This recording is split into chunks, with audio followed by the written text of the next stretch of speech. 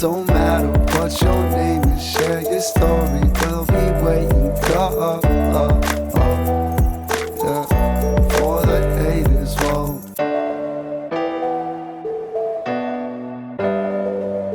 Welcome back, everyone, to For the Haters. We're joined by Ciyla, a young mother, nursing student, and survivor of a uniquely layered and painful life journey.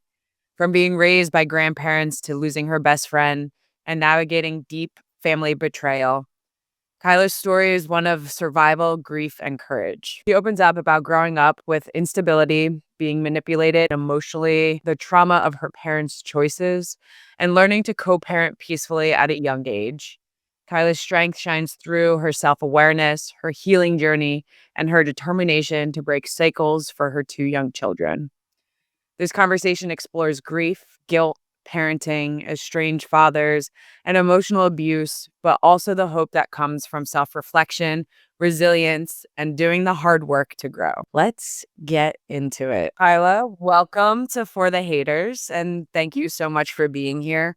Let's start out by learning more about your childhood. What were those early years and what did those look like for you? So as far as I can remember, because I have kind of mentally dissociated from everything, which makes your memories go away, I lived with my grandparents until I was about 12, and I would go and spend every other weekend and every Wednesday with my dad as much as I guess I would allow. I would pitch fits to go over there and not want to go, so a lot of the times it was very complicated for them to try to get me to go over there. But I recently found out I had an aunt that lives in Oregon on my dad's side, and she actually told me that I did live with my parents for a period of time when I came home from the hospital as a baby. I have been told my entire life by my grandparents, I've had you since you were 3 days old and came home from the hospital. And when my aunt came down, she told me that she actually visited me about a few days old, a few weeks old, living with my parents. And I didn't know that. So that was definitely different. And then at 12 years old, I moved in with my mom and my second stepdad, and that changed a lot of life for me. Probably wouldn't be the person that I am today without the stepdad raising me the way that I did. But yeah. Were you an only child? No. So I actually have a biological brother. He is younger than me, and our relationship is very estranged to this day. We do not have good relationship at all, but he lived with my mom and would go and see my dad every other weekend. We have the same parents. He would go and see my dad every other weekend and every Wednesday, and it was pretty easy to get him to go over there because he was favored. He was the little boy that would do anything with his dad, and he didn't put up a fight to go over there. So And you didn't go to see your mother at all? my grandparents own a business in my town, and up until about maybe 7, 8 years ago, my mom worked there. So when I would spend days with my grandparents up there, I was raised at, we call it the shop. When I was raised at the shop, I was spending days with my mom, but I don't remember most of that. I mean, that's a lot for anyone, for like a child. How do you feel like those experiences of, moving homes and guardians, shape your view of what stability and family mean? I feel like I grew up in a very unstable life, in a sense. I lived with my grandparents. They've lived in the same home my entire life. My dad has lived in 2 homes, so we've also moved homes there.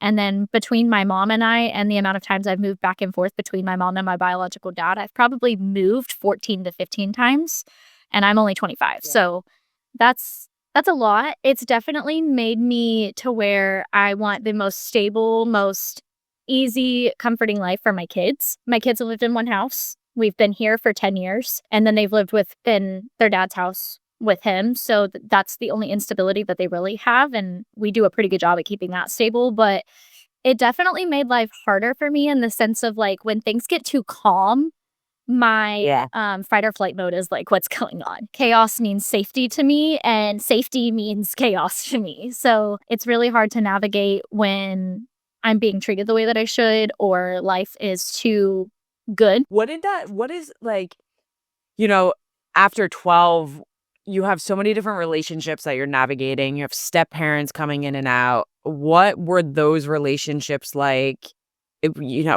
Like with those other parents that were trying to come in? Yeah, so My stepmom has actually been in my life since I was 3. Her and my dad got married, I think I was 5. So that one relationship has been pretty stable for them. It's not healthy by any means. It's a very toxic relationship between the two of them.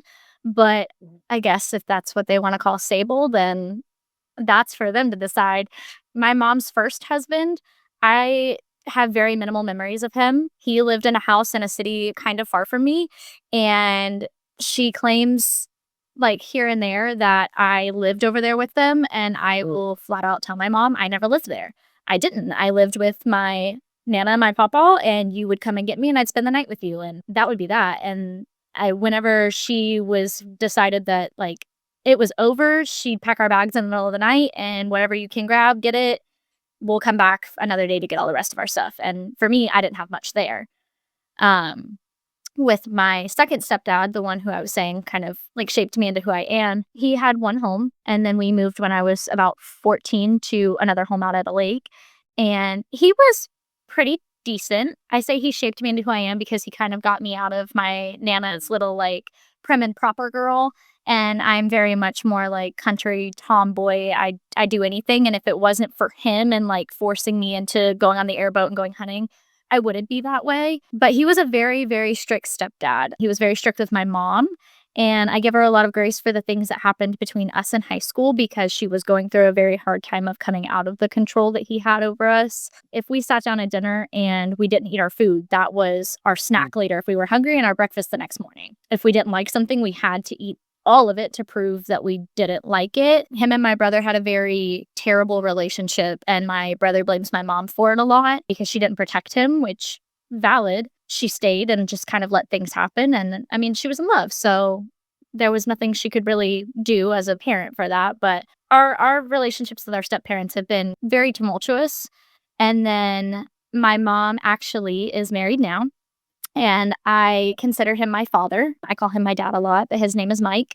And they met when I was pregnant with my son. I was about 2 months away from giving birth to him, and they met in January, were engaged in May, and married in August.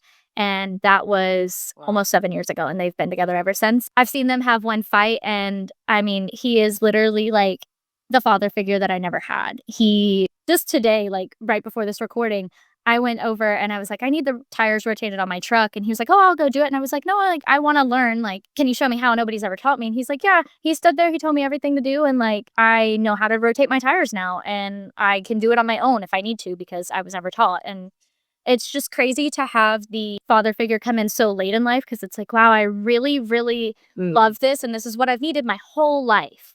But it's just so hard to grieve it from the father that I never had that should have been the one to teach me those things. And Do you feel like the relationship that your mom has now with Mike has started healing yours and your mom's relationship as well? oh, for sure. For sure. My mom and I's relationship, and I love my mom, but girl, like, the fact is a fact, and I give her grace, and we've had our conversations to heal the things that, like, need to be healed. But Yeah. our relationship in high school was terrible. Very verbally abusive. If the man in her life wasn't doing right, I was the bottom of the totem pole. I was the best thing in the world, though, if she didn't have a man. Her brother, my uncle, one time, we were up there with my Nana because he lives up north. And we were up there and he said, I can always tell when your mom has a boyfriend and when she doesn't, because when she does, like, you're not anywhere to be seen. Snapchat, Facebook, you're nowhere to be seen, but she doesn't have a boyfriend and you're her rock, her world, her best friend, her everything on Facebook. And it's just like, that's really sucky. And I didn't realize it until he said something. Is your mom young by any chance? Yes. Yeah. So my mom is 46 and I'm 25. So she had me when she was 27. So she still had a lot of growing up to do. Yeah. It doesn't excuse it by any means. I think, though, it did shape me into the mom that, like, I want to be. Because when you grow up in situations like that, you can either be exactly the same outcome of what it was, or you can be the complete opposite. And my mom has this best friend. Her and her best friend were kind of the same way when it came down to, like, men and, like, letting them in and out of their lives and kind of not treating their daughters the best when those men came around. I came out the complete side of it than her daughter, and her daughter is not She's staying in a relationship that, I mean, it's not mine to speak on, but it's, she's repeating the cycle. So you moved back in with your mom at 12? Is that, are Yeah. your grandparents still alive? Like, do you still have a good relationship with them? So when I moved in with my mom when I was 12, I was a weekend with my dad, and kind of getting into like the detail and the stories here. I had kind of known that there had been something going on with like law enforcement. I mentioned earlier that my grandparents own a business. That there had been something going on with taxes in the law, and something was going to happen, but we just didn't know what or when, or if anything was going to happen, like what. But I never, a 12-year-old doesn't understand taxes. I'm 25 and I still don't understand taxes. But um, my dad and my mom and my Nana had been saying, like, if I don't see you for a while, like, I'll be back. And I was like, okay, like, I guess I'll see you. Like, I don't know what you're talking about. And my dad used to drag race, and we had loaded up the camper, him, my stepmom, my brother, and some of their like racing buddies. And we had gone down to Bradenton for the weekend to race. And my stepmom comes out of the camper, and we're standing right next to the racetrack. And I visibly remember it. I can see her face. And she says, well, you're not going back to your Nana's this weekend. And I was like, Yeah. what are you talking about? And she's like, yep, nope, you're not going back to your Nana's. We're going to take you to your mom's. And I was like, oh, okay. My mom was married to her second husband at this point. He had 2 kids that both lived with him. And so I went home and went to my mom's, and my mom was like, here's your brand new bedroom, brand new furniture. Like, it's all ready for you. We're so excited you're here. And I was just like, what is going on? And my grandpa had moved to a different city for cancer treatments. He had very aggressive cancer, and that's why I couldn't live with him. They were just all excited, and my mom was all about her husband's kids, and I was just there. I was the kid that took care of myself. You didn't have to worry about my grades. You didn't have to worry about me getting up in the morning for school. You didn't have to worry about my bed being made, my chores. Like, everything was just done. I took like responsibility very well.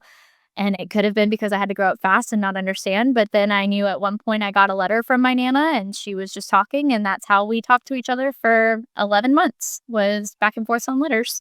Did anyone ever tell you what happened, or was anyone ever like straightforward with you?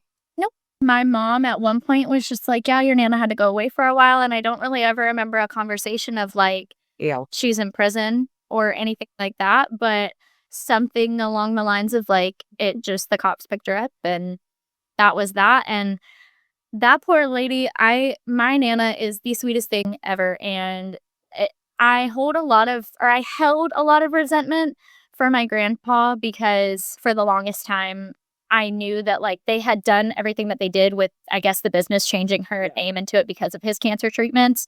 And he had kind of sort of knew all along, from my understanding, that like something was going to happen with it because they hadn't been doing something properly. And so I held a lot of misplaced anger and resentment towards him up until this year, actually. So that's been really hard to navigate too. I've just always been kind of angry with him. You took my best friend away, you took my home away, and I was 12 years old and didn't understand it. Nobody wanted to explain it to me. It's a lot. And Yeah. I mean, there's so many different layers to how everything that you went through can like continuously affect you as an adult, and you're still learning, and you're still growing as a human. You mentioned that your best friend in high school passed away. Can you walk us through that time and its emotional impact on you then? Yeah, I don't think I've talked about this in a long time. My best friend in high school, I was 16 years old. I had just moved into the house that I live in now. We had dated for, quite some time. We had broken up once and gotten back together, and then we broke up again. Just decided that like we were better off as friends. Like, my first love, loved him with my whole heart. You couldn't convince me otherwise that man was not the greatest thing to walk this planet. Okay. And he was still only 16 years old. But the drive in that man was crazy. He had come here for my birthday party. My birthday's in December. And he had come here for my birthday party. And then a few weeks later, my great-grandmother on my stepmom's side passed. And he came to her funeral with us. And that was like around the 22nd of December, so right before Christmas. And then Christmas happened, and I was at home after Christmas, and I was getting up and getting ready to go visit a friend in another city. And my biological brother called me, and he said, hey, He said, I heard Bailey got into an accident. Can you come get me and we'll go to the hospital and see him? And I was like, yeah, I'm on my way. No questions asked. Because even after we broke up, that man was my best friend. He made sure that my car started. I had kind of like a janky car in high school. And he'd wait outside and make sure that my car had started. He would text me if a guy was doing me wrong and like he knew about it. Like he wasn't going to let me get hurt. So I get in my car and I go to head towards my dad's house. My brother was living with my dad at the time. And I get across the railroad tracks and around the corner, and my mom calls me and she's like, hey, where are you at? And I said, I just crossed the railroad tracks. Like, I'm going to go get Cody and we're going to go, we're going to go to the hospital and go see Bailey. And she's like, oh, well, can you turn around and like, I'll go with you and we'll all go together. I was like, yeah, no problem. That sounds great. And I turned around and I got back to the house and I pulled under the carport. My mom was sitting on a bar stool outside. And I walked up to her and she's like, sit down. And I said, okay. I said, but can we go? Like, Cody's waiting. And she's like, no, just sit down for a second. And I said, okay. And I sat down and she looked at me and she said, we're not going to go to the hospital. And I said, why are we not going to the hospital? Like, Cody's waiting on us. And she's like, your dad's going to meet us with him at the gas station. But Bailey was in a really, really bad accident and he didn't make it. And my heart dropped and my world crashed. And it was December 29th. It was 4 days after Christmas. It was a week after I had just seen him. It was the most heartbreaking thing that I had ever been through because we were so close for so long and I just didn't want to believe it. So we got to my brother and we stood in the parking lot of the gas station and we all just cried in a circle and held each other. My whole family knew Bailey. He was always around. He helped my dad with anything and everything he needed. My mom looked at him like he was a son. Like, we were a very involved family with him. He loved our family. Do you feel like you had the support around that death that you needed? Right? Like, it could have gone either way with the history of your family. Like, were you allowed to grieve the way that, like, you should have? I truthfully feel like I was very robbed of my... Why do you say that? I've never talked about this either. So... he died December 29th, and we were on a school break, and Snapchat was very popular, okay? And my brother was very close with him, and my stepmom was close with him. But so it was like right after we were on school break, Snapchat was very popular, and one of the first things that I really truly remember from my grieving experience was my brother making a post on Snapchat saying, I don't know who's going around saying that Bailey ever loved Ciyla, but quit saying it because he didn't. And so that was just very discrediting to our relationship. I screenshotted it and I sent it to my dad, and my dad was like, oh, I'll handle it. And I was like, okay, thank you. And he kind of just threatened my brother and was like, I'll take Snapchat away from you. Like, if you post something about that, take it down now. And then my dad lives on like quite a big piece of property. And so we did like the funeral, and the night that he died, we put together a really big bonfire for just everybody to come together and hang out and just like memorize him. So at my house that I'm at, we had probably 300 people here in my yard, all around a fire. There was people singing, there was music playing, there was people just hanging out, just crying about like the fact that we lost him. We lit off lanterns, and like that's something that we did, and it was me, my mom, and my brother who put it on because we lived here. So after the funeral, we put together another lantern lighting, and we put tea light candles in the front pasture of their yard, and it said, we heart you, Bailey T. We had people take drone footages of it and stuff like that, and I had 2 specific girls constantly coming up to me telling me, you had no right to be doing what you were doing. You have no right to be memorizing him in the way that you are. You had no right to put any of this on. He never loved you. He never did this. He never did that. I have text messages still to this day because I'm a receipt keeper, okay? Still to this day of them telling me that I should have never done what I did to memorize him. And we're almost 10 years from his death date in 2016. And to this day, and to talking to her, I am still one of the only people that speaks to his mom, that talks to her on Mother's Day, that talks to her on Christmas, that goes with her on his birthday. His family looks at me like I'm their grandchild. I don't get where the misconception came from. And like when she had to clean out his room, I went over there and I helped her do that. Like just all the things that somebody who genuinely loved a person would do if they were in my shoes. And it was just like yanked out from under me. Like I'm grieving the loss of this, but you're telling me I shouldn't be. That was very difficult to overcome. And then my stepmom kind of she kind of kept saying the same thing. Like, she went out of her way to tell people I shouldn't be posting the things that I post. I shouldn't be talking about him the way that I'm talking about. We were broken up. And I'm like, he was still my first love. He was still the first person that I was ever in love with. He's still the first person that treated me right. So why would I not talk about him in those ways? And it wasn't like I was going on social media saying, oh, my boyfriend died. I was going on social media saying my best friend. And I was trying not to even talk about it that much on social media. I made one post because what do you do when somebody dies? You know what I mean? Yeah, absolutely. I think that there's often jealousy that comes up in grief, right? Like emotions for people of regret that leads to grief. And so, you're 16 when this is happening. And I think there's a lot to learn from that. I'm sure most people that are listening aren't children. I'd hope not, but like even like young teenagers, there's just so much more that matters than like bullying someone about a way that they grieve or the like nitpicking someone's relationship. So but that must have been a lot, right? Like, that must have been a lot to even just go through that too. Losing a friend is really hard. You have to go through your own emotions of grief. A lot of people don't experience what it's like to lose someone they love until later in life. So, Especially at 16. And I mean, like, that was one of the first deaths in our county that had really happened for a high schooler. There was one other accident, and I can't remember if it was prior or after, and there was one teenager that passed in it, and so, like, it wasn't known. Like, I'm sure it happened before, but for, like, our group of people in our county, like, it wasn't a known thing, and then it was almost like after he died, like, I can just think of 2 off the top of my head that passed after him for different reasons, and it was just like, if this is the way that we kind of framed, like, how people would grieve, like, a teenager. After he died, we put on, like I said, the lantern lighting and things like that, but we were both very active members of our FFA, and he had planned a bass tournament as a fundraiser for our chapter. We ended up actually following through with his plans of the bass tournament, and so we had Bailey's Big Bass Blast for a few years, and it goes into a fundraiser for students to have a scholarship in high school when they graduate.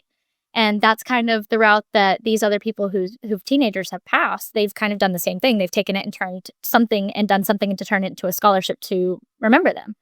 So I think it was a good way for us, but for like my grieving process, I never really got yeah. to in the way that And it's just also something you can't really get back, right? You can just try to learn how to heal now from the lack of allowance to grieve. Then not long after this all happened, you become a mom, right? And so that's kind of the next step of life. What was that chapter like for you? I got pregnant when I was 18. I had just graduated high school. I graduated in May and found out I was pregnant in August and that I was 2 months pregnant. So very close to being a graduate from high school. I had been with Drake, my children's father, for about 4 months, 5 months. I don't want to say that I was ever scared. I was never scared to be a mom. I raised my brother throughout high school while my mom was going through her chapter of life of figuring out how to navigate life after a divorce and figuring out how to navigate the dating scene and just who she was because she never really got to be who she was. So I raised my brother. So when the pregnancy test popped up positive, I was just more shocked that it was positive than I was like, oh, I'm going to be a mom. And I feel like most people at 18 are terrified to be a mom, but that thought really never crossed my mind. I was just like, okay, well, Yeah. let's do it. Like, let's have a kid. But Drake and I had just moved to Georgia to be with his family. And we were literally there like maybe 2 weeks before I found out I was pregnant because his aunt was like, if you're not pregnant, take a test. And I was like, I'll prove you wrong. I did not prove her wrong, but yeah, so I found out that I was pregnant and I told him, I said, if you want to stay up here, you're more than welcome to. This has been your dream to move up here, but like I'm going to go home and be with my family. Like I need some support and I love your family, but it's just not what I need right now. So we both moved back to Florida and had my son. I went through a pretty traumatic C-section and birth. And then we separated after his first birthday and spent about 9 months apart and then got back together, got married and found out I was pregnant again. And then How old? So they're 2 years apart, your kids? So my son is 6 and my daughter is 3. They're about 3.5-ish years apart, I think, is what the And you and Drake are no longer together now, right? So you've built a co-parenting relationship that many people admire. What do you think makes that work? So when we went to go get divorced, we had been married for a year and a half. In December, we had started talking about separation. Like I told him that I just wasn't really happy anymore, and like you had said these things were going to be this way and they're not this way. And he was like, you know what, you're right. Like I'm not happy either. I think a good co-parenting foundation comes off of a mutual understanding of who you are as individuals. So when we decided that we were going to separate, the conversation slowly became of like, are we separating, to what are we going to do when we separate? And how are we going to handle this situation if it pops up? We spent about 6 months having those discussions until he finally moved out. And it was about, what's our schedule going to be like with the kids? Are we going to talk about our problems with the kids around? Are we going to talk about our problems in front of the kids? Maybe not with each other, but with friends. Are we going to react this way with certain situations? And I mean, you never really know what's going to happen until you're in the situation. But if you prepare yourself with the knowledge of, we don't ever want this to look bad towards the kids, then we can handle these situations a certain way. And you are, let me do math real quick, 24 when you're having these conversations? 23? It was 22. 23. I have Yeah. 2 questions that come to mind. First, let me finish this thought, but do you just feel like life did that to you? Like you took life and healed yourself and learned how to heal to be able to be that mature in that situation? Because that's not typical, right? Like you don't hear young adults Right. having a good separation or thinking logically without thinking about their relationship first. Yeah. Thinking very emotionally charged is not like my way of thinking.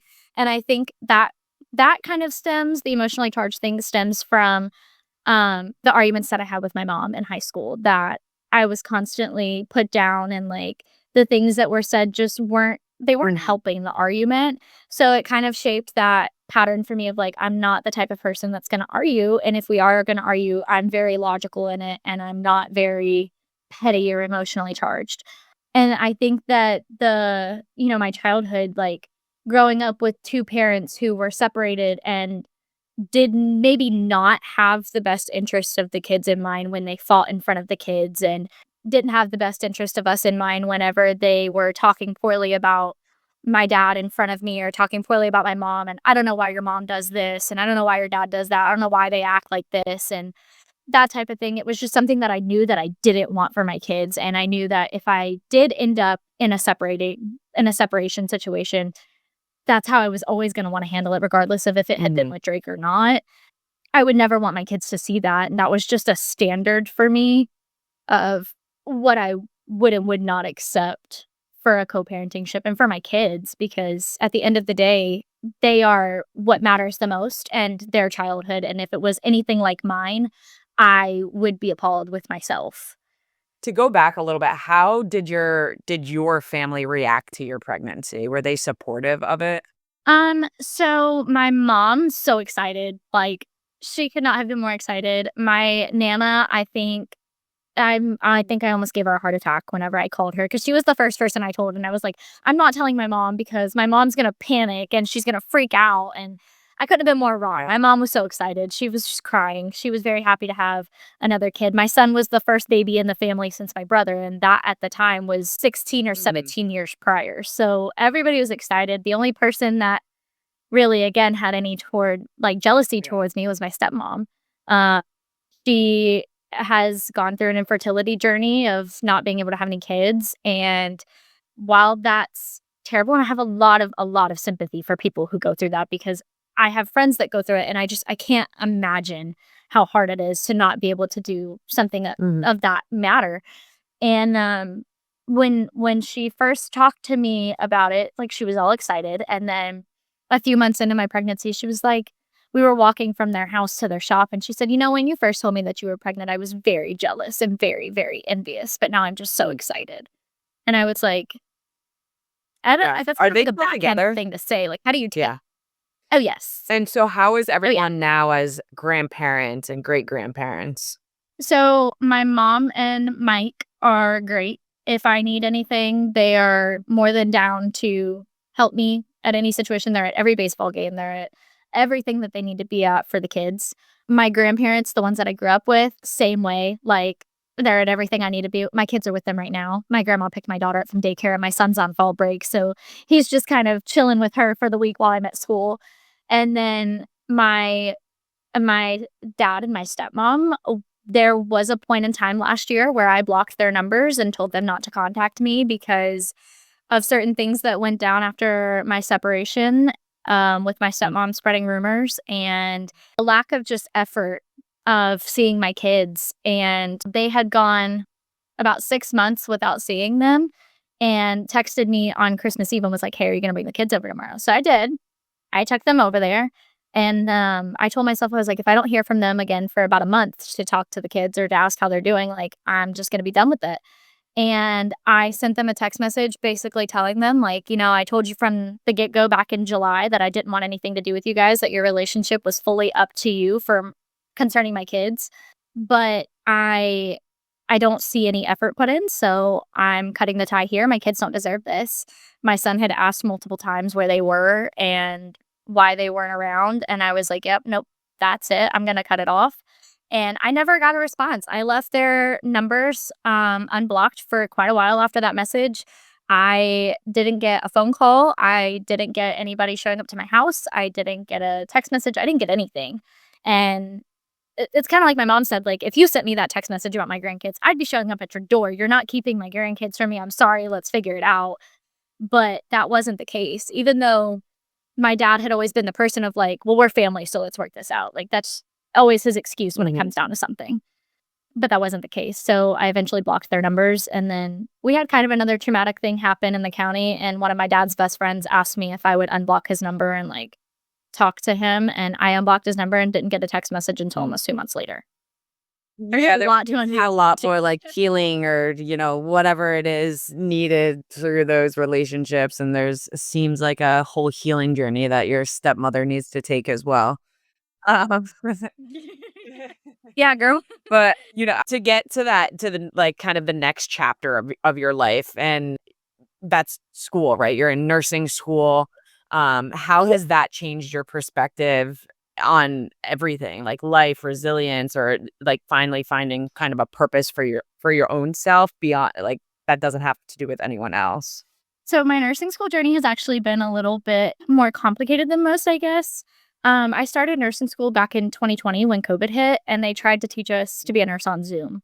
Didn't work for me. I'm not good at that. You can't teach me on Zoom. So I ended up not passing one course by like 0.2 points. And when I went to go back, I had filled out all the paperwork, and they called me about a week before classes started and told me that I wasn't signed up for anything. And I was like, what are you talking about? Yes, I am. They're like, no, you're not. So I ended up going a different route, went to surgical technology school. And when I started my externships in the hospital, found out I was pregnant, started having some really severe pregnancy complications, got put on a medical leave of absence. And the week after they put me on a medical leave of absence, I went into preterm labor with my daughter at 27 weeks, and they hospitalized me for 4 days until they could stop the contractions. And then after I had my daughter, I went to go back into the program, and one of the girls that I was in the program with was like, you don't need to go back here. They're closing the program.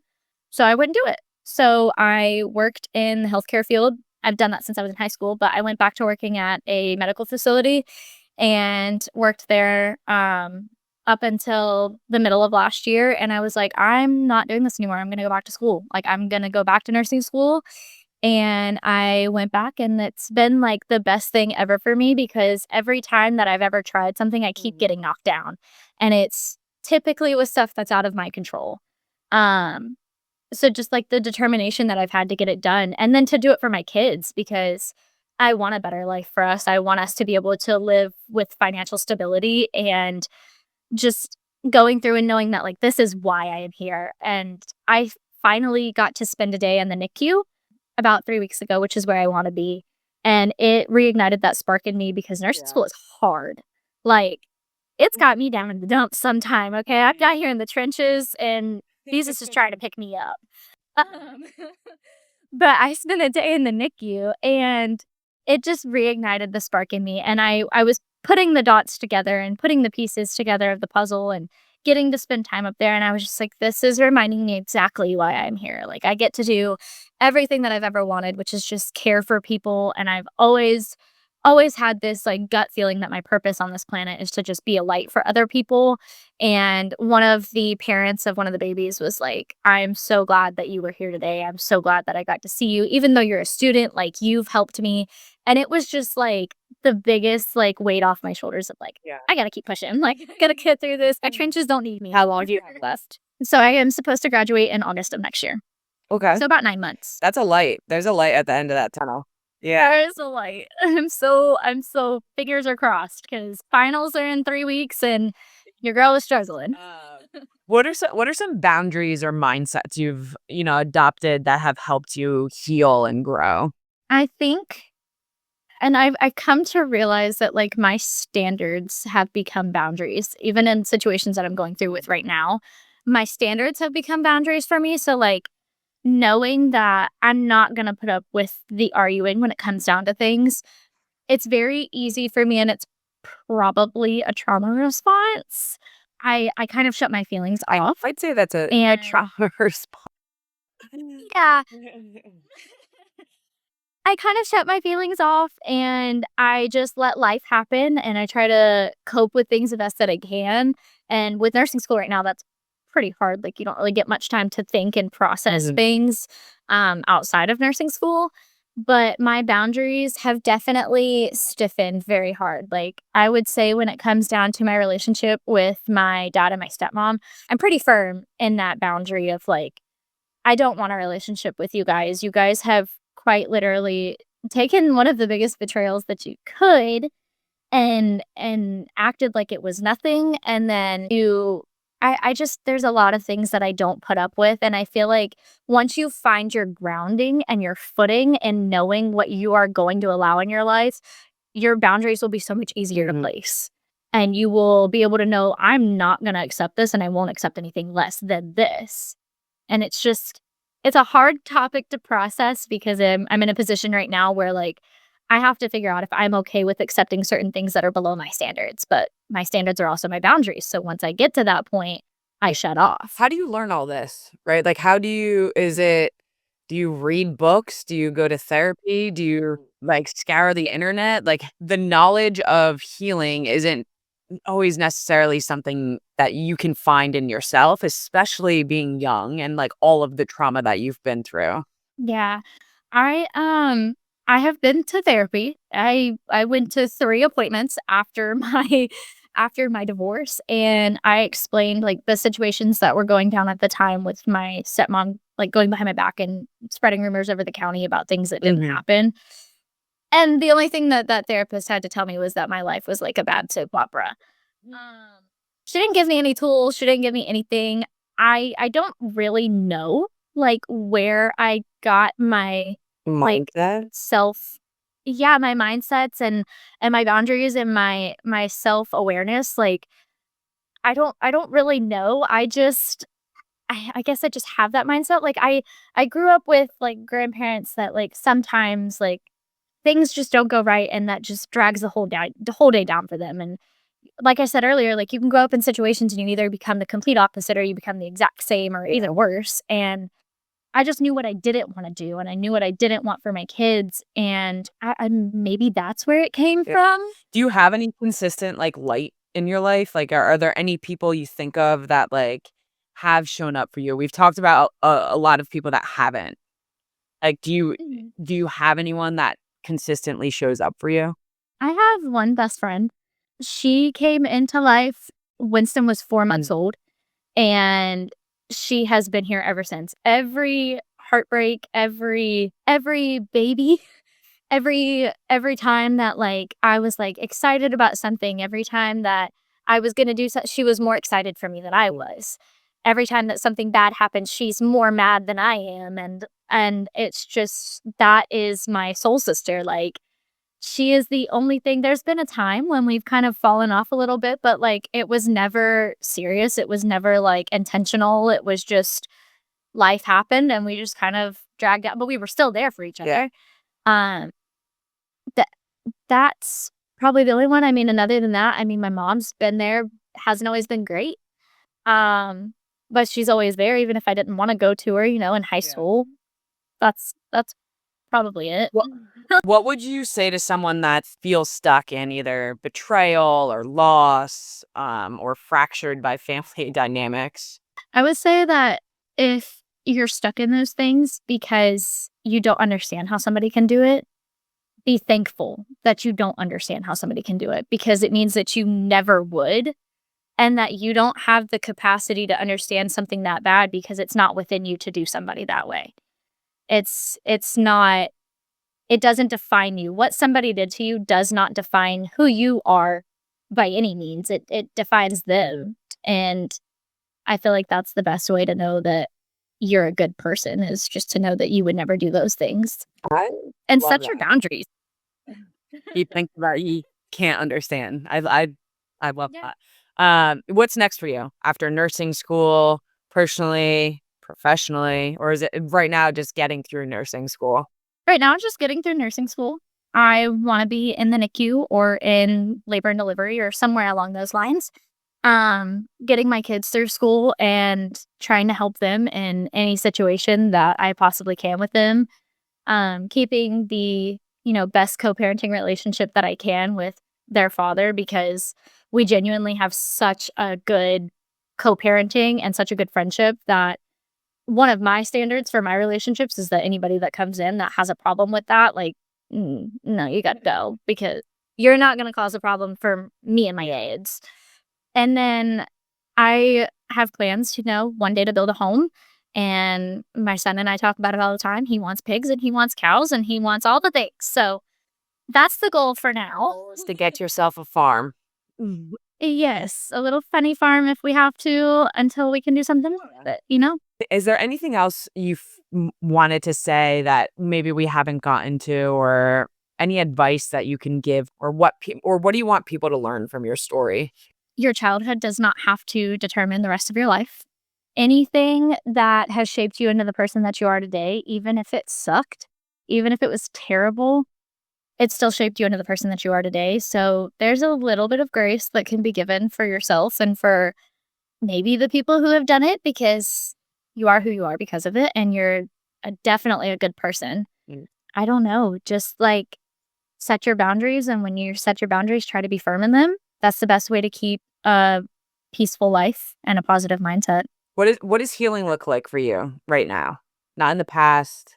I think healing for me right now, and my mom kind of brought it up yesterday because my stepmom texted me and was like, my stepmom and my dad will text me randomly and be like, "Oh, I'm checking in on the kids. How are you doing?" And then they'll always add something in about like what's going on in their life.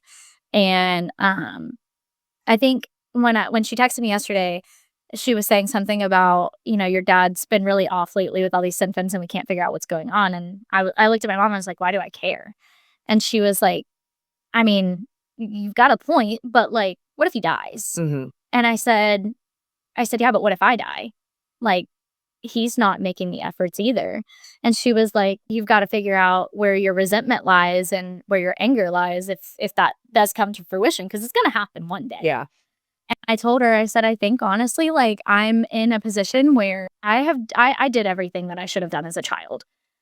Regardless of the fact that I'm an adult now, I'm still your child, and I did what I was supposed to do as a kid. You haven't done what you're supposed to do as a father. So I have to figure out if I'm going to try and have any sort of relationship, give any sort of forgiveness for the things that have happened, and see if I'm going to try to mend that relationship, because that's a really hard thing to think about. Like, yeah, he is going to die one day, but so am I. And I mean, it could happen any day. Yeah. And you're not, I mean, life showed me that entirely too soon. But you're also not making the effort. So I have to figure out truthfully what I'm going to do with that situation. And, I do kind of grieve a father that is alive and a relationship that I didn't get. Yeah. Because like I said, with the thing about rotating my tires, like in high school, I could have shown up to his house and been like, "I need an oil change. Like, I'm going to end up doing it." And any other person that would come to the house, any friend, any one of my brother's friends, or even my brother, they'd have pulled the vehicle into the shop and done it right then and there. And for me, it was, well, it's like $80 down at Super Lube. So go get it taken care of there. And it's just like, that's not a relationship for a father and a daughter. I was never protected as a daughter from a father. There was a point in time whenever he would call me a stranger because like he didn't see me and didn't talk to me. And that was actually right after Bailey had died. We were going to his birthday dinner, and I was walking in the door to the dinner as he was walking out to the truck to grab something. And I went to go walk in, and he said, "Hey, stranger." And like, he meant it. He wasn't joking. And then later that night, mind you, it's Bailey's birthday dinner. This was less than 2 months after he had died. And me, my brother, and a few other people were there that my brother knew. And my dad and my stepmom paid for my brother's dinner and all of their dinner, and I paid for my own. And so it's just like, that's a grieving relationship from a father-daughter that I never got. And I have to figure out if I'm willing to accept the fact that some people can be good people and just not good parents. If I'm willing to accept the fact that he is a good man and a hard worker, but not a good father figure. So that's what healing's gonna look like for me. Well, you keep me updated. You let me know how that healing goes. If someone wanted to reach out to you, where could they best find you? So you can find me on Instagram. It's Ciyla.xo. I don't know if I need to spell it. You should spell it because your name isn't spelled like normal. Yeah, it's really not. So you can find me at CIYLAA.xo. And I believe my TikTok is the same. Those are about the only social medias I have other than Facebook. So Easy. My last question to you is, if you could tell your younger self anything, what would it be?